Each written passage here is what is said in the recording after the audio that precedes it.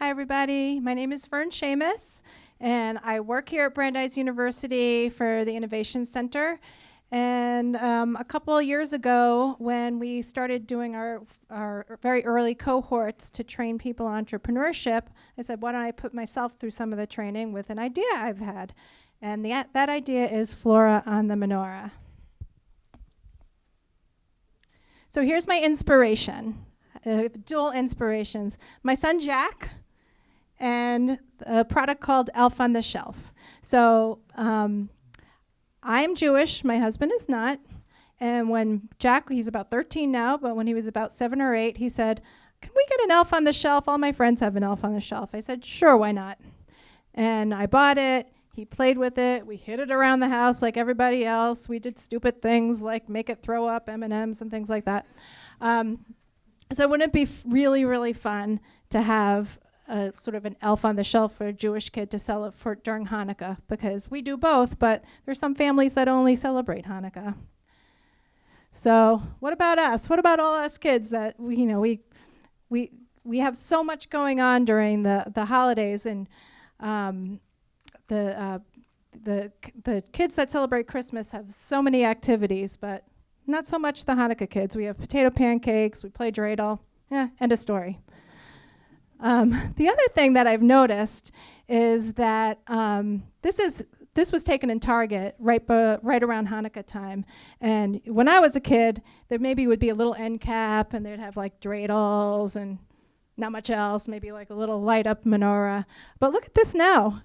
Look at the Hanukkah aisle, and we have all sorts of gift wraps and games and lights and tacky sweaters. We're really following with Christmas, because sometimes the kids do feel a little bit left out during this time of year.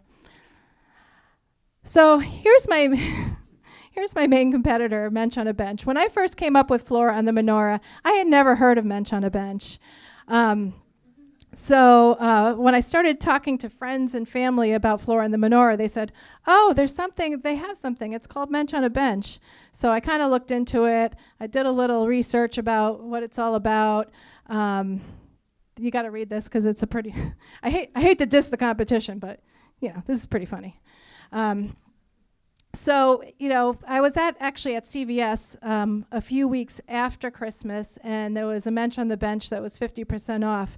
And I saw a little kid bring his mom over. He's like, Mom, look at Mensch on the Bench. It looks a little bit less creepy than it did last year, didn't it? So I think we could do something like Mensch on the Bench, maybe make it a little less creepy. I don't want to diss the competition, but, a little less creepy. So what I came up with was Flora on the Menorah. And here's sort of what the packaging looks like. What I did is I wrote the book.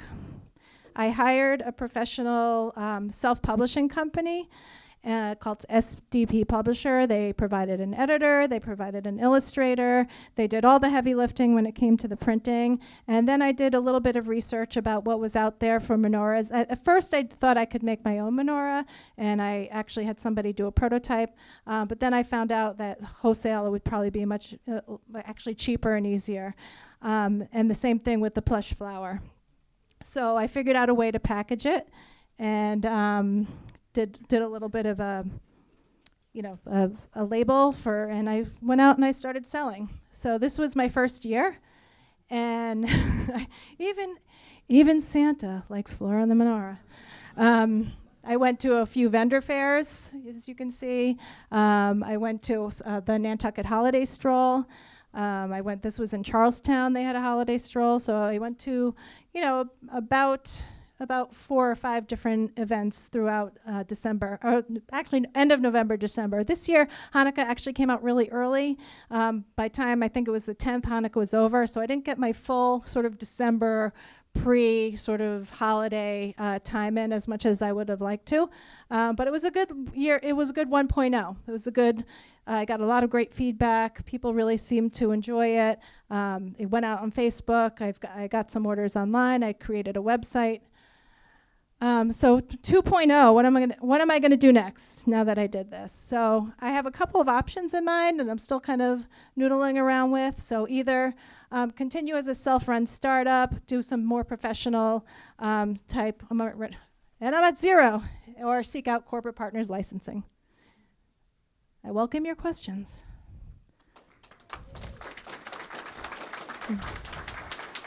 Yes. How much does it retail for, and what's the margin? So right now, I'm selling it online for $35. I think $34.99. My cost right now is about $16.